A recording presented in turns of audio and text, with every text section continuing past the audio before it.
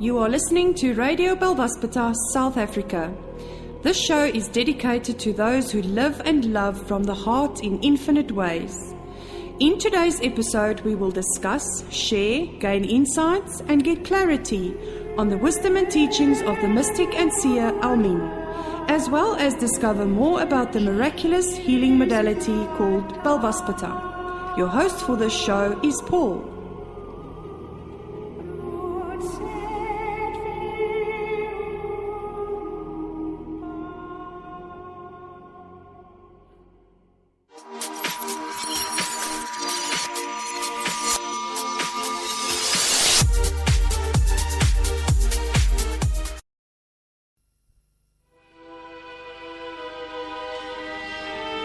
Tell me not in mournful numbers, life is but an empty dream, for the soul is dead that slumbers, and things are not what they seem.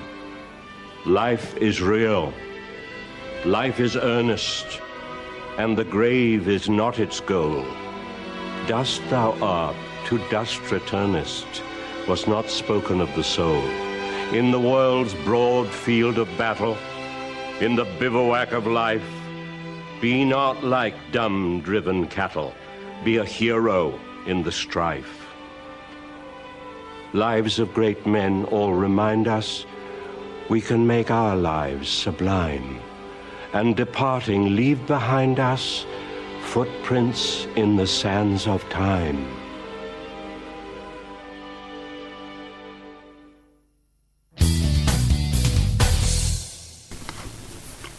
And welcome to Radio Boundlessness, South Africa, broadcasting out of a cold Johannesburg worldwide. Thank you for joining us tonight. I'm your host, Paul, and there, as our opening audio, we were listening to a poem by H.W. Longfellow called The Psalm of Life and spoken by Paul Schofield. The Seer Almin tells us that one of the 13 principles of oneness, specifically principle number 10, the individuation that forms the rim, called spirit, identifies with what is inside itself. It is the origin of the personal matrix each individual is imprisoned by. This matrix consists of a feminine and a masculine layer and is neutral versus the body that is masculine, and the rotating fields that are feminine and then represent soul. So tonight we have wonderful insights being shared. We have a lot of dynamic information coming through to you, and we'd like you to stay with us and be part of our show for the next hour and just be part of our global light family. Thank you very much. Nico is on the sound desk again, and our signal seems strong. And we have a few audios here and there before we cross from the southern hemisphere to the northern hemisphere. Very interesting. We have an audio given to us by the Master Diane, who has been working really hard on herself and working with the processes of life as it unfolds and creating, as we said, a psalm all about life. Let's listen to what Diane has to share, and she's specifically working on understanding the aspects of creating a limitless state of boundlessness by creating new realities. And we'll talk more when we come back. Good evening to all our listeners. Good evening to Paul. A few of our Boundlessness members attended the webinar on boundlessness, which was held by Ella and Sergei, and all the while being guided by Almin, the mystic and seer. It was such an amazing webinar, and for my own clarification, I've just jotted down my own observations and insights, and I hope it will make some sense to you, our listeners out there. One of the main aims or focuses or gentle intentions of the webinar was to open the 8 centers in the body to release the claims of time as we integrate and live the 8 principles of limitlessness. Before discussing them, though, I noted the following: the importance of being rooted to the earth, becoming the lightning rods of rooted holiness on this earth. This highlights the idea of bringing heaven to earth. So all the while we were doing the ceremony, sigils of rootedness were placed beneath each foot. We also created a sacred space before commencing with the ceremony. And I realized that indeed is what we can do wherever we go. We are that sacred space. I'm also continually amazed at how Almin's teachings seem to slot smoothly into each other, each layer fitting hand in glove with what at first appeared to be just another teaching altogether. So I became aware as the ceremonies continued, and there were 3 sessions, of the following synchronicities. The 8 fields of existence, for example. So shamanism, white magic, healing, mysticism, metaphysics, the perception of godhood, the unfolding journey, and then the latest one, the white light reality of high magic. They fit in with the 8 centers of the body, which are the portals of boundlessness. Each portal had its own alchemical equation, name, and principle. Now, the principle of high magic, number 105, highlights the 8 principles of limitlessness. And these 8 principles of limitlessness are: number 1, receptiveness to boundless abundance. Number 2, expecting manifestation that corresponds to intent. Number 3, experiencing ever-expanding horizons of the future. Living the miracle of closing the gap between cause and effect. Number 5, trusting the body's self-maintenance through eternal rejuvenation. Number 6, releasing all relationship ties that bind by acknowledging the transient flow of others through your eternal life. Number 7, ceasing the torment of continual self-correction by trusting the clear and effortless revelation of your next step. And then number 8, when the eyes of innocence start to see the perfection behind the appearances, the concept of progress becomes meaningless. So those 8 principles of limitlessness, each one was associated with the various centers or portals within the body. Now, to add to that, one then brings in the 8 sub-personalities. So the inner nurturer, the inner child, the inner sage, the inner warrior, the wild woman, the inner babe, the inner high priest or priestess, and then the inner adventurer. And then the magic continues, because each of these are then associated with one of the 8 extraordinary meridians. And associated with these meridians are the 8 illusions. So the 8 illusions are: number 1, the illusion of activity and inactivity, the illusion of permanence and transience, life, the illusion that which is life-enhancing and that which is non-life-enhancing, the illusion that things can be hidden, the illusion of individual choice and infinite choice, the illusion of the inner versus the outer. Number 7, the illusion that there is a past and a present. And then finally, number 8, the illusion of individuation and oneness. And now, to add to that, are the 8 alchemical oils and their sigils, which can be placed on the portal points of the body to facilitate release and integration. So each portal point also has an inner and outer component. The inner component is made up of the sub-personalities, and the outer component is made up of the portals on the body. Another insight which I seem to realize was the change in perspective, re the tool of the body. I'd always thought of myself as being a dot of the divine. However, I realize that I am not a dot. I am not separate from the divine source, but one with the source. Now, at some level, I had thought this. However, this ceremony, this webinar, just highlighted with greater clarity the realization that we are the expression of the infinite, here and now. We are one with all that is.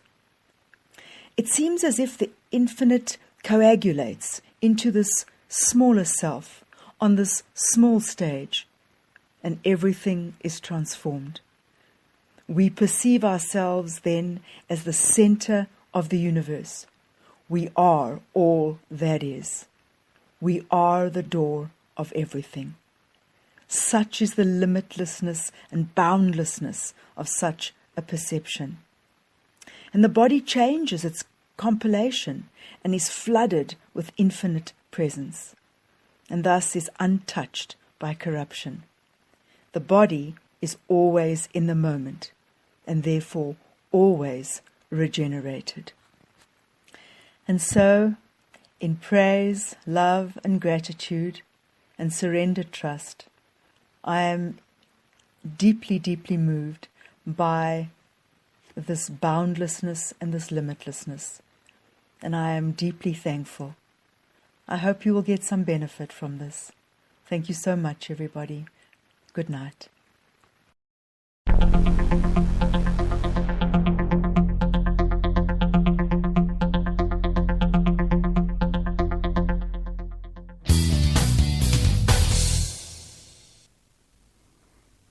And you're back in studio with myself, Paul. There we were listening to the awesomeness of the Master Diane as she explained and detailed a beautiful class to us all about her experiences through the boundless Living a Life of Boundlessness webinar that was given by Almin and the team just a little while ago. We're going to be discussing some of the other webinars that are coming up later on as well and working with it.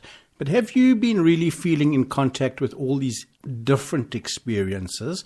I mean, Darshana was saying earlier to me by WhatsApp that, she was thinking about seeing a shaman and working with a shaman. And there Diane brings up this most amazing aspect where, the different 8 processes that come in, and shamanism is one of them. And, as we learn that we are all of these things and as we bring them all out into being, they start to live in more and more fullness. So the messages from the Lemurian Angels book by the Seer Almin tells us all about infinite alchemy. And Almin says there that infinite alchemy works with the fractal patterns of the cosmos. It's a simple, original pattern which duplicates itself over and over again, with increasing added complexity. By focusing on the original simple pattern and changing that, all other generations of patterns immediately change. In your reality, you are that original pattern that duplicates itself over and over again, with increasingly added complexity in your environment. If you focus on the original pattern, namely yourself, and change that, then all else must change.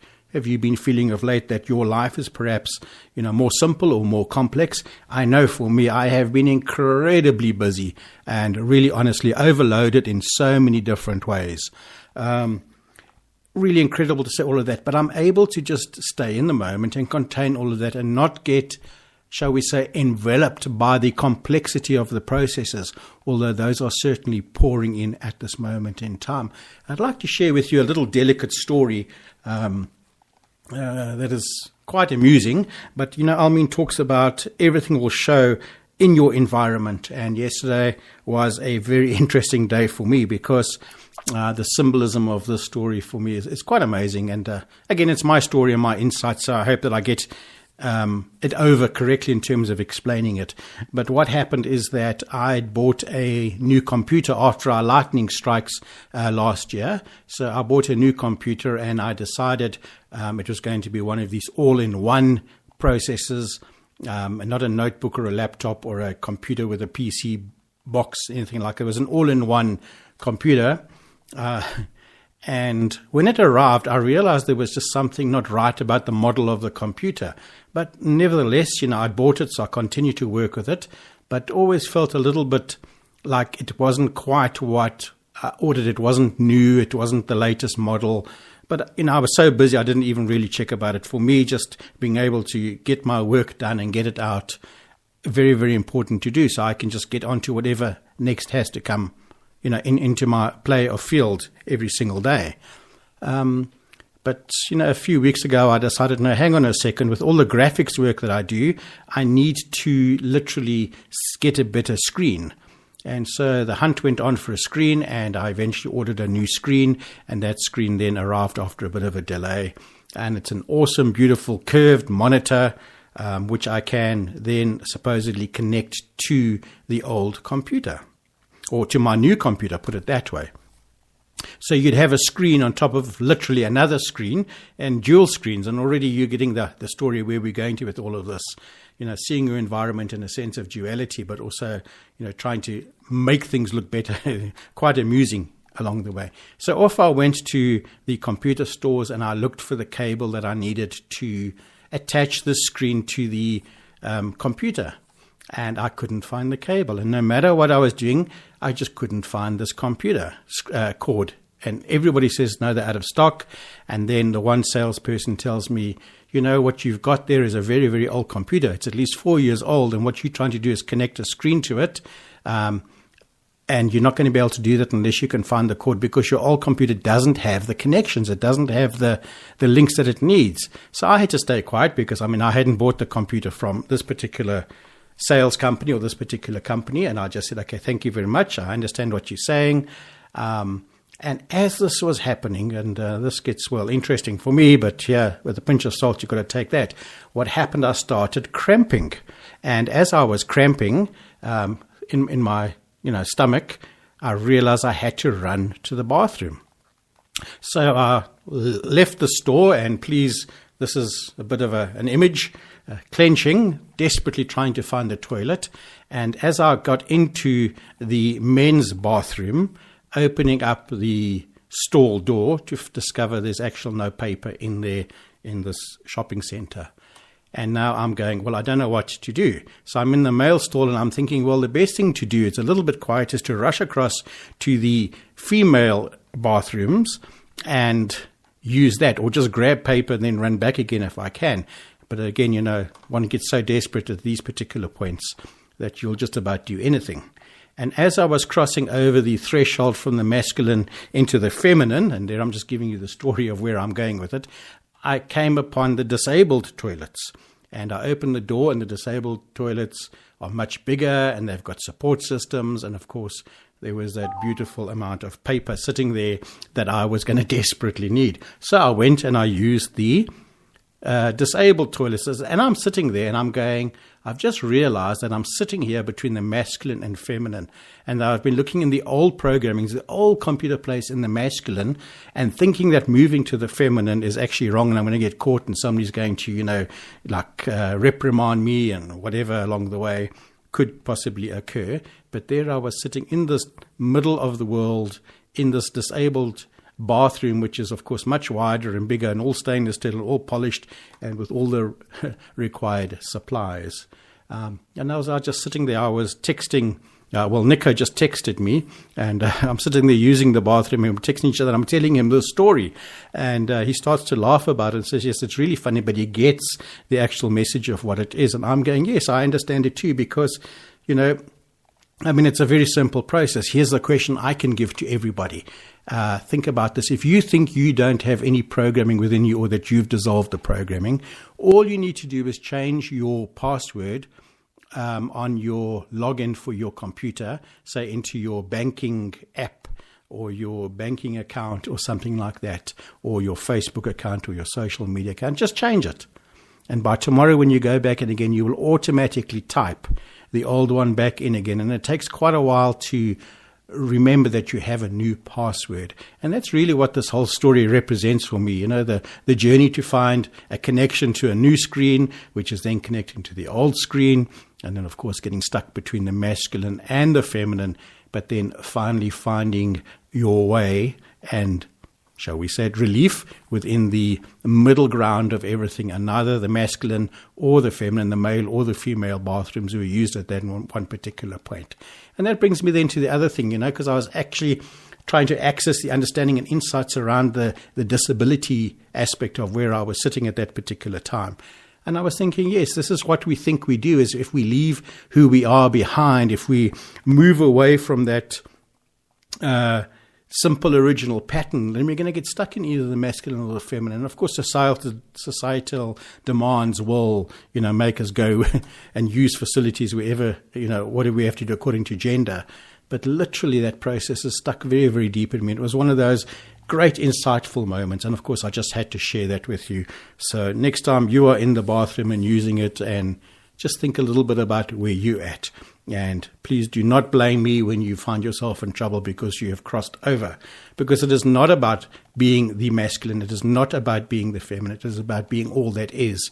And then not allowing oneself to be disabled, to be held back by the demands of the programming that is going on. So that's my story there. And of course, messages from the Lemurian angels tell us a lot about that.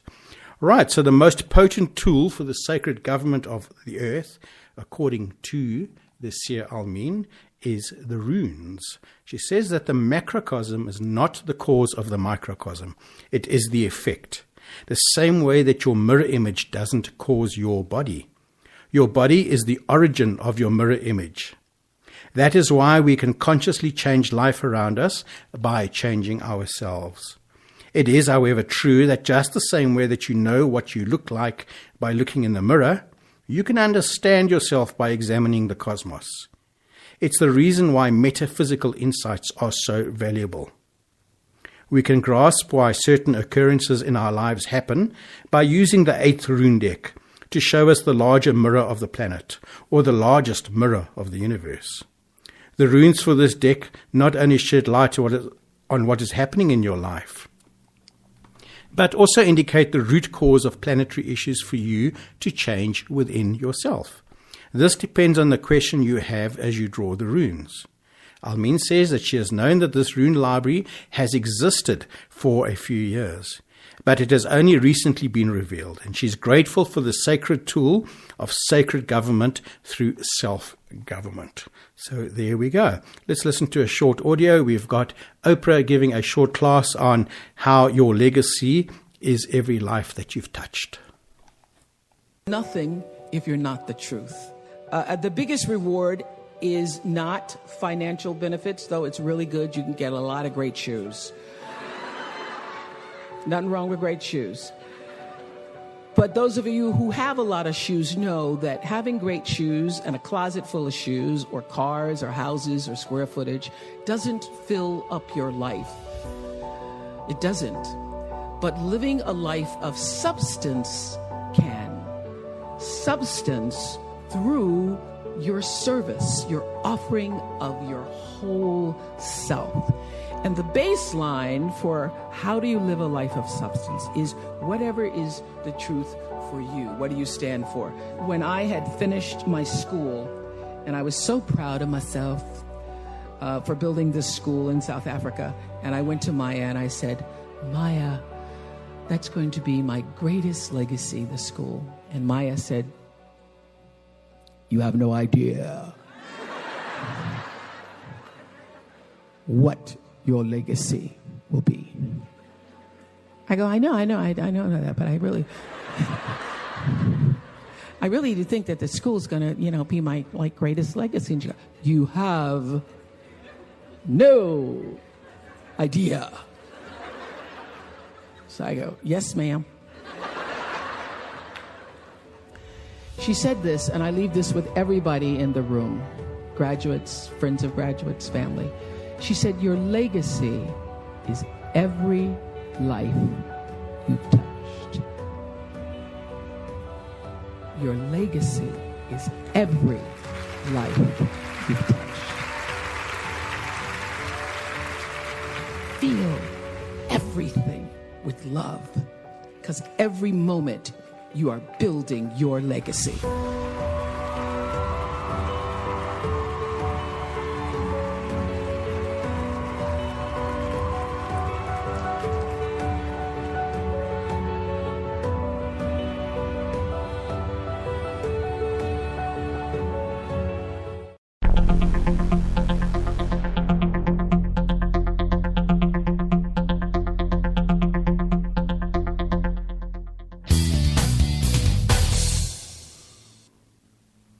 And there we had Oprah really telling us about the legacy in every life you've touched is important to look at.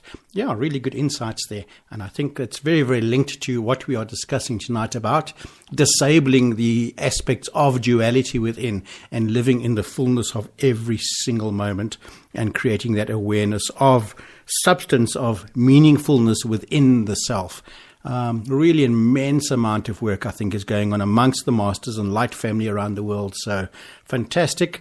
I don't think any of us really have to be the hero in that level. We just need to know that the work that we are doing within ourselves is so, so important, because it then brings so much transformation and metamorphosis on an external level to a world that is rising up before us. And we've been discussing over the last few shows really about us holding on to things in the past, holding on to the programs, holding on to the experiences and not being able to let go of them, even though we're able to see the new future and the horizon coming up between us. So that bridge is what we are walking. And I think that bridge has been going for a few years now, but the intensity levels are going on. So many people reporting physical issues going on, a lot of mental and emotional strain going on.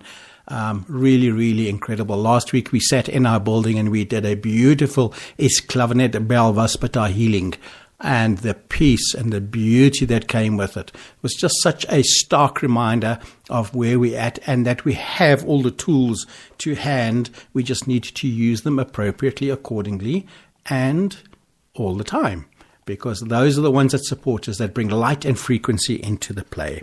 Almeen talks about the importance of mastering the runes of effortless metamorphosis. She says that the 8th rune deck, which is the deck of the field of resurrection, is the most potent tool for the sacred government of the earth. It assists by providing clarity as to what realizations and changes within you can steer this planet through graceful transitions. It is a guidance system that can help you change dire prophecies, and an ability that has never been more needed on a global scale. The 8th rune deck is a welcome gift as you evolve into a light being at a time when other seers' tools cease to work. It represents limitlessness and is therefore the deck of choice when assessing how to move beyond existing paradigms and confines, how to dissolve ties that bind. This deck is invaluable in helping with graceful change in anyone's life. As a rune master, you may also use its power to help guide the choices of others. I know we've been chatting with some of the rune masters around South Africa, and we'll be getting their input over the next little while and sharing with everyone around the globe as to what their experiences are and what they are sharing. But this aspect of living in limitlessness, of creating a sense of boundlessness, of never being held back on any level, it excites me so much. It creates so much passion and enthusiasm for me. And quite honestly, it keeps me going because, we are so inundated with everything that we're doing, and we're busy cutting away everything that no longer serves where we're at, and bringing in a lot of new things. But that transition period for myself and Nico is pretty intense. And we just sat with each other this week and we just said, let's just do what we need to do in the moment. Today I found it a very interesting experience because I had all these plans made. And for me, it's a day out of time, but the gifts were absolutely incredible because we're about to go and leave for a week. And there's a lot of other work that we need to do before we go. So, you get up and you say, well, let's go and do this work. Let's face it, whatever approach comes up along the way. And moment by moment, you just end up doing your work. But very early on this morning, at about 8:30, I get a telephone call from my father, who lives by himself, and he's quite elderly now. but still fit and strong. And he tells me that he's hurt himself in his sleep as he turned over, and that his shoulder muscles have collapsed or torn and that he cannot move. So obviously I go off and I have a look and I see, and then I end up calling my dear sister, and we end up taking him to a medical professional, and then we have to go off to the emergency room and casualty.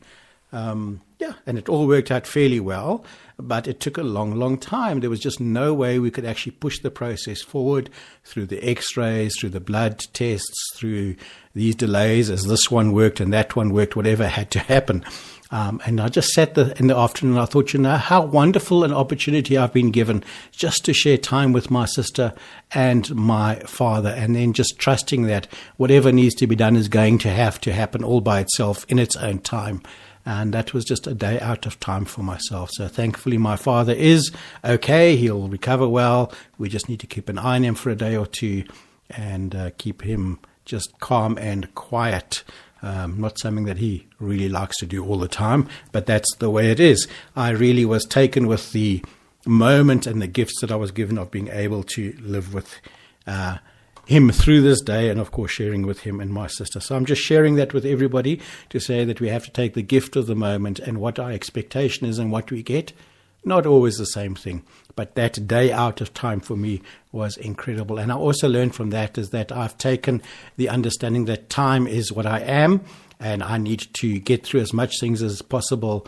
But then today I learned that things are going to decide differently, so accept that lesson. And actually it was really, really beautiful. So thank you for all of that. The Seer Almin gave us a beautiful experience through the summer solstice last week through that webinar. I really, really enjoyed it. Just this hour of being with her, of listening to her voice, of seeing the beautiful artwork, of watching the sigils of the angels, listening to their names, listening to the new precepts of all of that beautiful aspect. So much new things are coming in.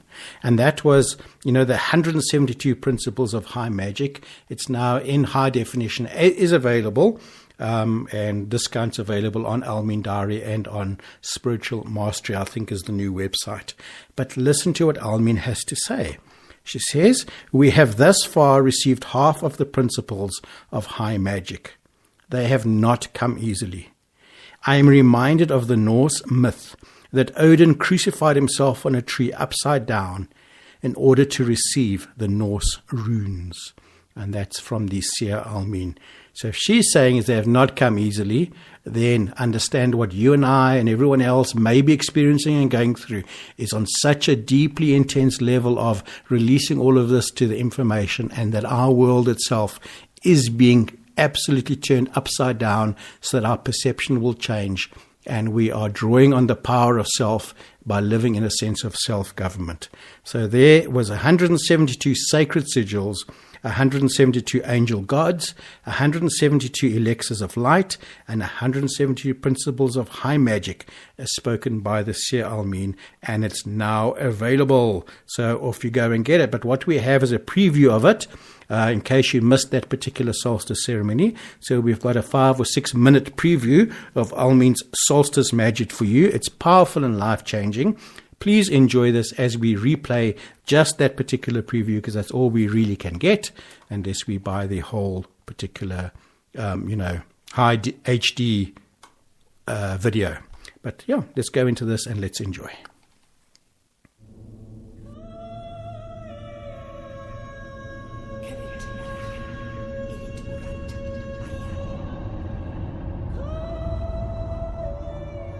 Mech Panek, becoming the source of revealed perfection.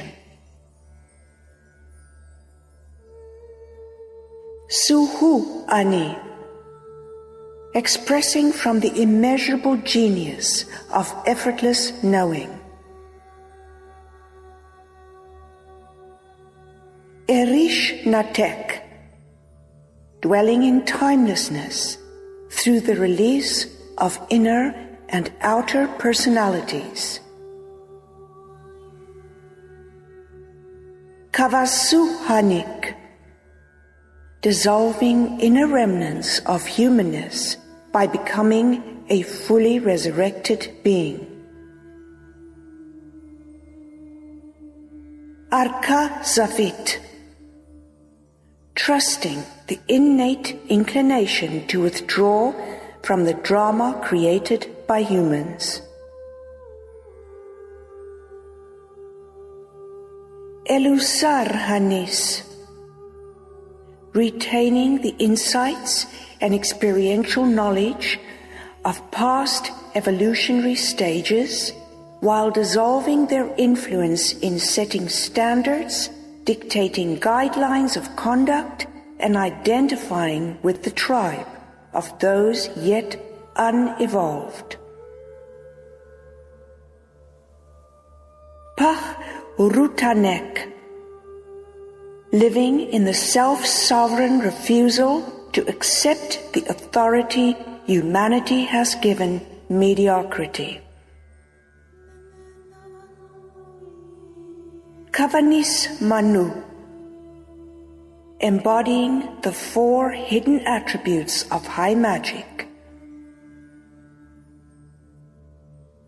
Patient receptivity through faith of the reliable and perfectly timed awakening and delivery of inner abilities. Integrating life and death in equal measures by celebrating the bodily organs' function of life and welcoming reality's dreamlike quality of death. Living from the deep solitude of inner space. Releasing the man-made need for heroism, drama, beginnings and endings, so that the illusion of opposites as the stage of life can dissolve. Telenis Marut, retaining the self-sovereign expression of my reality through the meticulous discipline of thought. Ah Savanuk, complete optimism and confidence in the self-creation of the graceful unfolding of the timeless journey. Plu Sater, refusing to affirm a reality of victimhood by speaking words born of self-pity. Eferech Panit, allowing the human reality you have lived to disintegrate by observing life's memories without sentimental value. Har Sahit, establishing balanced inner and outer space through integrated oneness.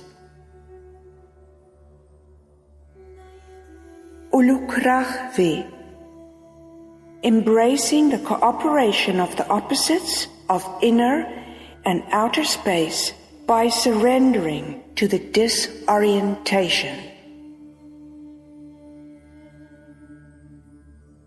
Kevremistahit, increasing the gifts of effortless learning by grateful and humble acknowledgement of our sources of learning and inspiration. Plusaratek, removing all constrictions in the flow of energy by removing all areas of dishonesty to oneself and others.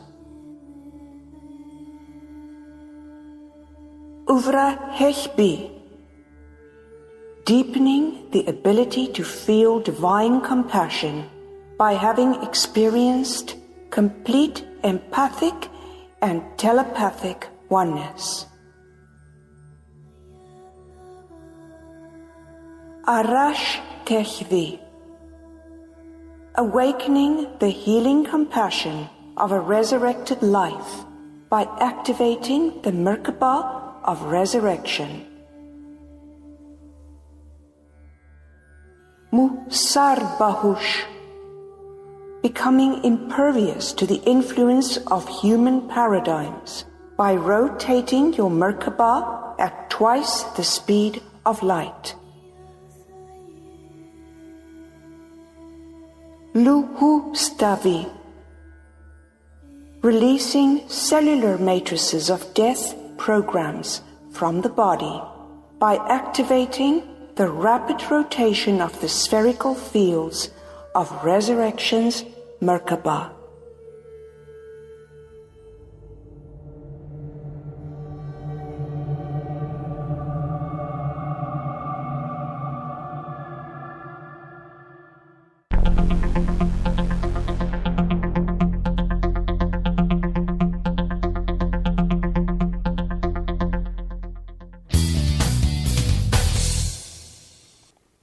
And there we were listening to Almin's Solstice Magic, which is powerful and life-changing. What a beautiful experience that was. And just before then, we were just really saying that it is available in HD format, available to download. Right, so there's another webinar coming up, Becoming a Holy Master of the White Light. It's a webinar by the Seer Almin on Sunday, August the 20th at 10 a.m. Pacific Daylight Time. She says, now listen to this, it just fits in perfectly with wherever we're at. This webinar aims to help participants transcend the paradigm of a life of drudgery and hopelessness that is the result of survival consciousness. The total solar eclipse assists in removing the mind's belief that life has to be tragic. Our global gathering of our light family on this occasion is a declaration of our hearts that life can be magic. This is the perfect time when the heavens assist us to instill this higher awareness in the hearts of humankind. So join that particular webinar. We've still got really a month and a half to go. It's on August the 20th. But I love this aspects about, survival consciousness, drudgery and hopelessness. I was feeling that maybe last year, but certainly not this year. The potential of things that are unfolding for us here are really, really incredible. Of course, we have to make the choices which path we're going to follow. Are we going to embrace the new and the unknown, or are we going to simply try and rehash the old? But we've long ago decided that it doesn't work for us. On the line, I have Darshana from the Northern Hemisphere, Canada. How's it going, Darshana? I'm well, thank you. How are you doing? I'm fantastic, thank you. Good, and thanks for being on the show today. We're going to talk all about the processes that we've been experiencing. I know you and I share a tremendous amount of processes and insights as we go along, and you've also been experiencing a huge amount of your own process. Do you feel, in terms of what Almi is talking about in this webinar, that you have been working through this survival consciousness and then releasing it and allowing this new field of hope and light to manifest in your experience? How do you feel about that? I won't lie, a rough couple months in terms of my physical health. Mm-hmm. And every time I seem to go through a really, really rough patch, I come out a little lighter on the other side. Mm-hmm. Even through my pain, I've been gaining such huge insights. And I find that they usually, once you get onto Almin Diaries, or if Denise shares the mantra for the day, it seems so apt and so appropriate. The experiences I've been having, even through such, crippling pain, have been so magical, So there's definitely a belief there for me that I need to work on. I've realized that, that growth doesn't have to be as painful. I think my resistance to change and my resistance to the growth just adds more depth to my pain.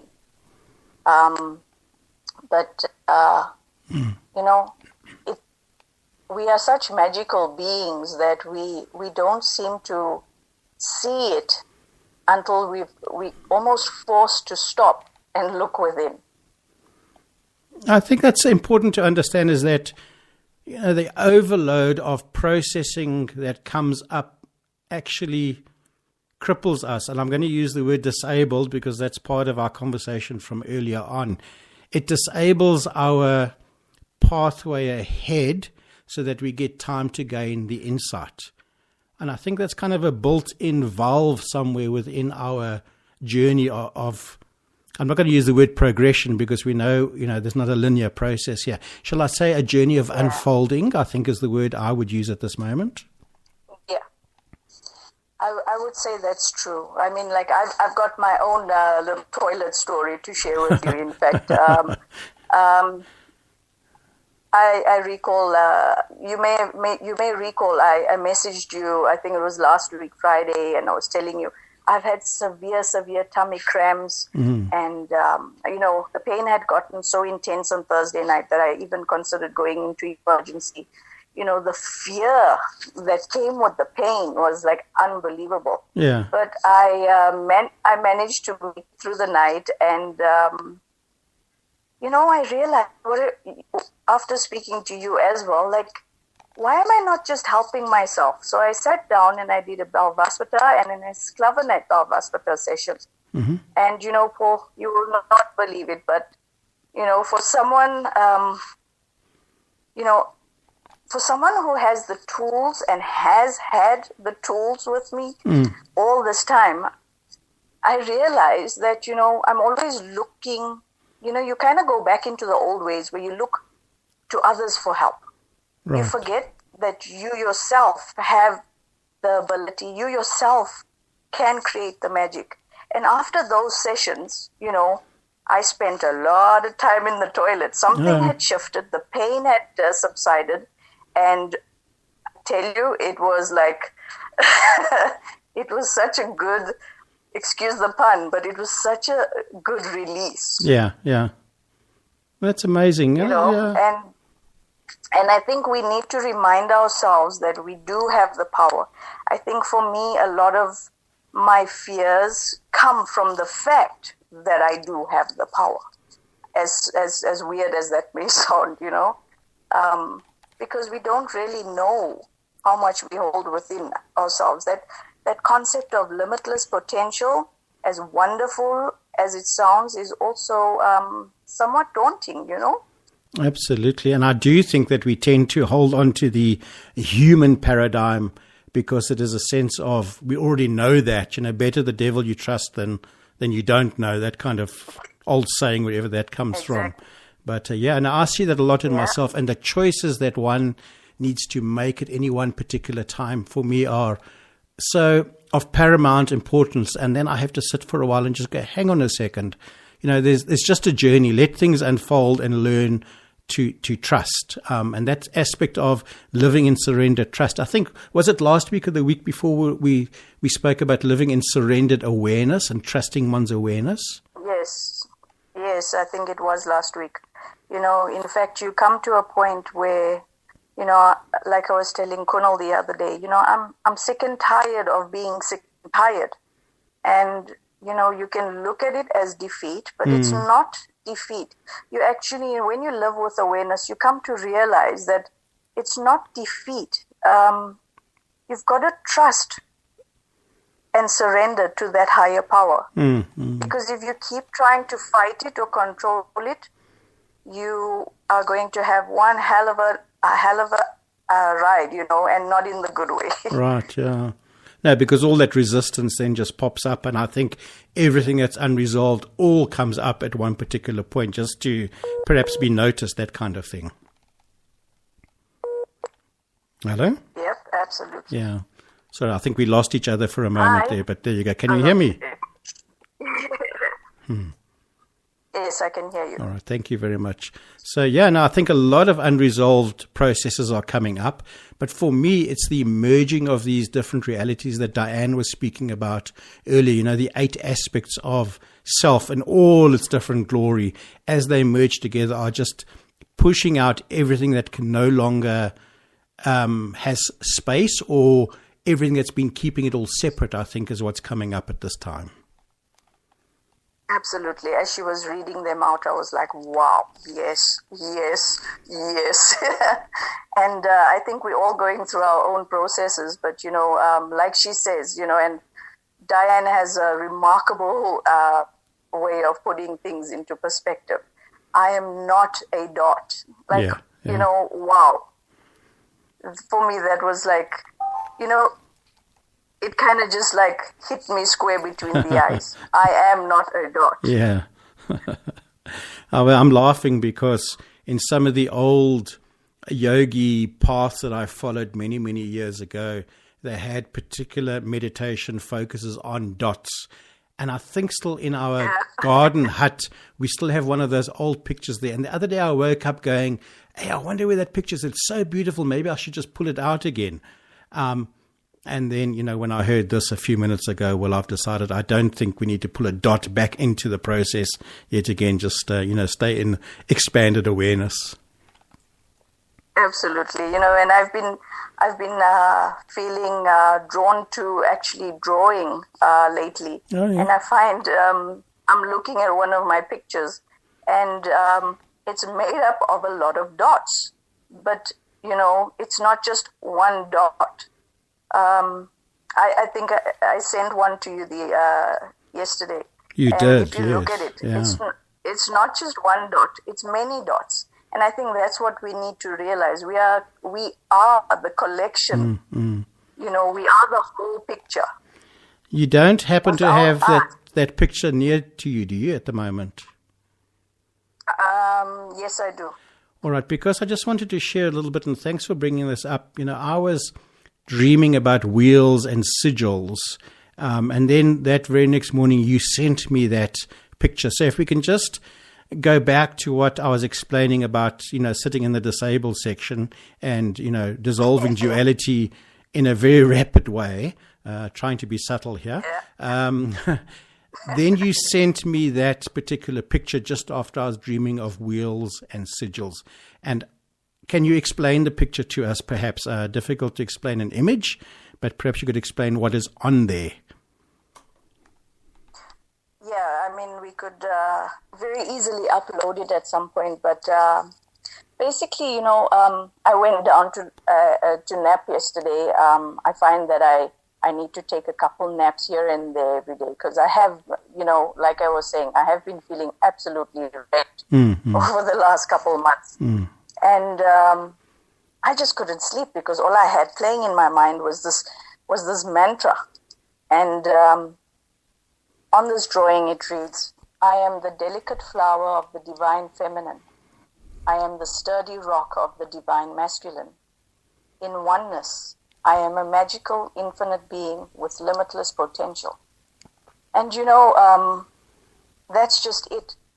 I think we are, so basically on the drawing, I have all these symbols, your yin and your yang. I have the cross, I have the ankh, I have your, the star symbols, the triangles merged as a star, that represent the masculine and the feminine. And I think it is when these aspects of ourselves merge, and that is where the magic begins. That is where the boundlessness begins, the limitlessness begins. And I do think as they come up to the surface, they come up to be dissolved because they no longer need to play a role in our lives. Interesting just to tell our listenership what happened about that is that there's been a court case going on within South Africa regarding religion and the practice of religions within schools, bearing in mind that South Africa does tend to follow a Christian process mainly, but we have a multitude of different religions within South Africa. But what happened is that the High Court or the Supreme Court, whatever it was, ruled that South African public schools may no longer promote one religion over another. Everything has got to be promoted equally or not. And that's created a huge process for so many people to have to work with. But there for me is exactly what you were processing and working through, is bringing all of that up to the surface to be dissolved. And we're not going to say one thing is better than another. on any particular process. So how it will be applied in practice, we don't know. And of course, private schools are going to follow what they need to follow in their different processes. But it's amazing that the public schools no longer will be able to promote one form of teaching or belief or programming or religion over another.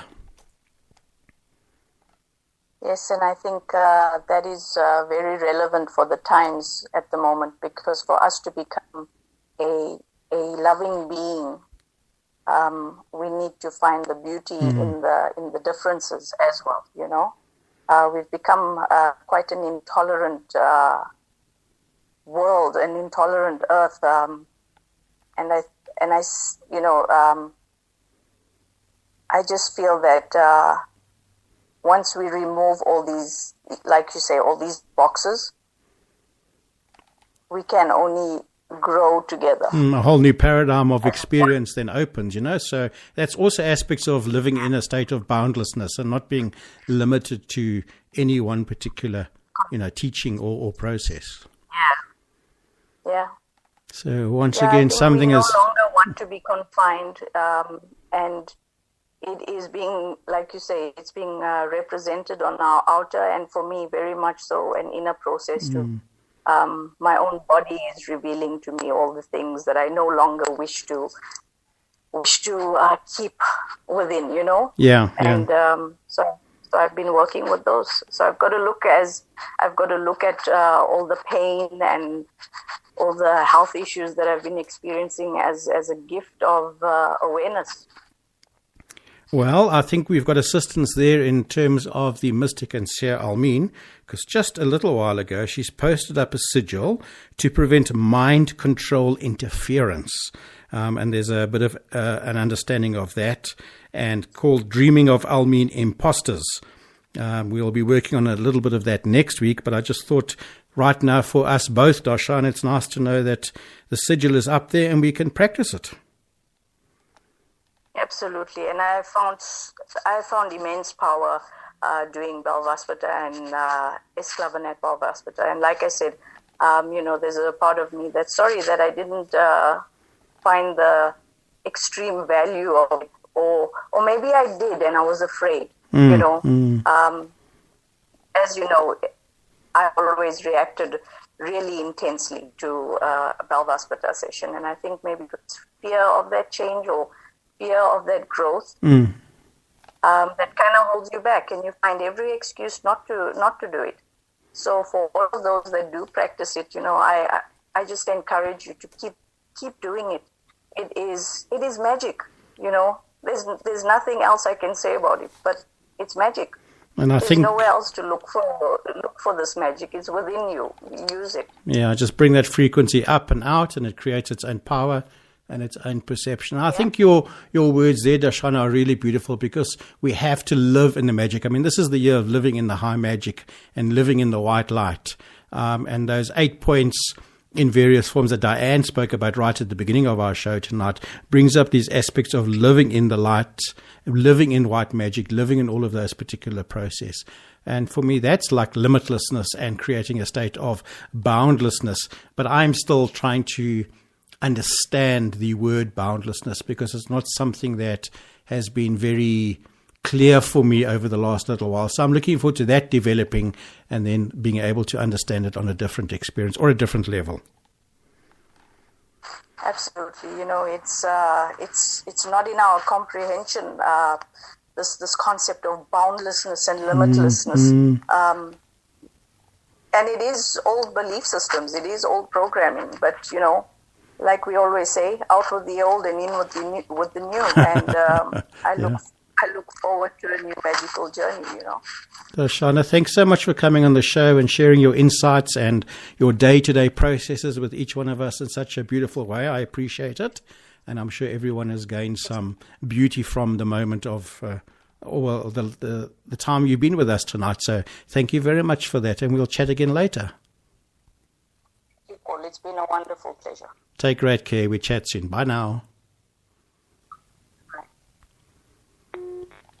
So what we now is just going to share with everybody just a few minutes of some closing music by a beautiful poet and musician called Armand Amar, and it's called The Poem of the Atoms. And I think that's the basis of really what we're talking about, is the atomic explosion that is happening within all of us, or many of us around the world. And as our atoms themselves take shape and reform into completely new ways of being.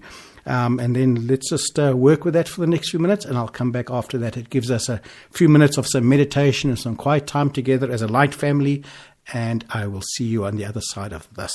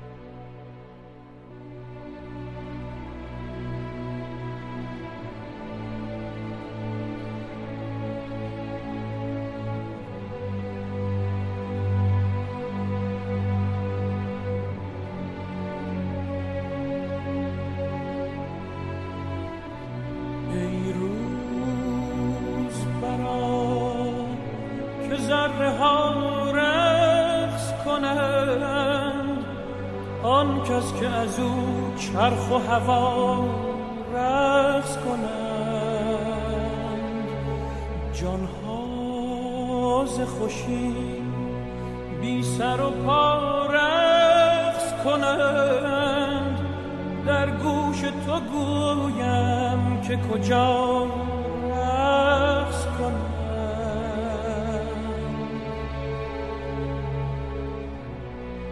هر ذره که در هوا در هامون است، نیکو نگرش که همچو ما مفتون است. هر ذره اگر خوش است اگر محزون است، سرگشته خورشید خوش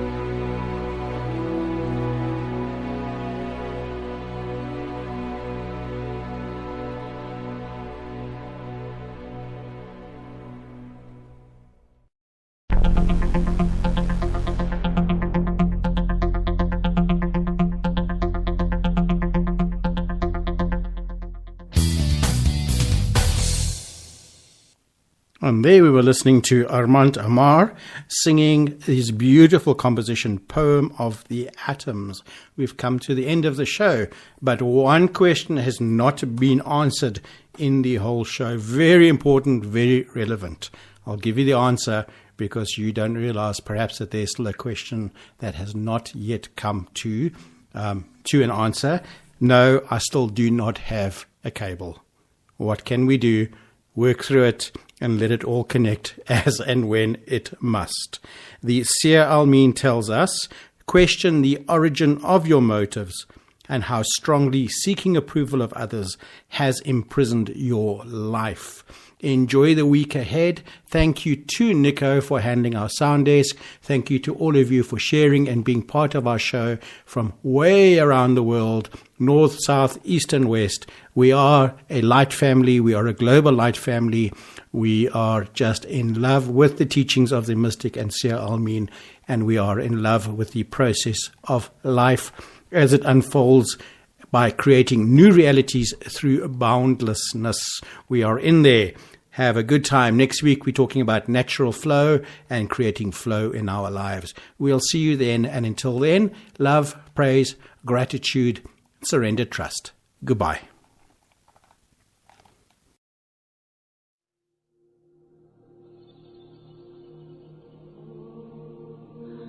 You've been listening to Radio Belvaspata, South Africa. Thank you for listening and sharing in our discussion. Should you have any questions with regards to the healing modality of Belvaspata or have any healing needs, please send us an email to info@belvaspata.co.za or add comments to our page on Spreaker.com so we can work on providing a suitable response. We now close this episode with the eternal ascension qualities of love, praise, gratitude and trust, and look forward to sharing again with you next week. Goodbye.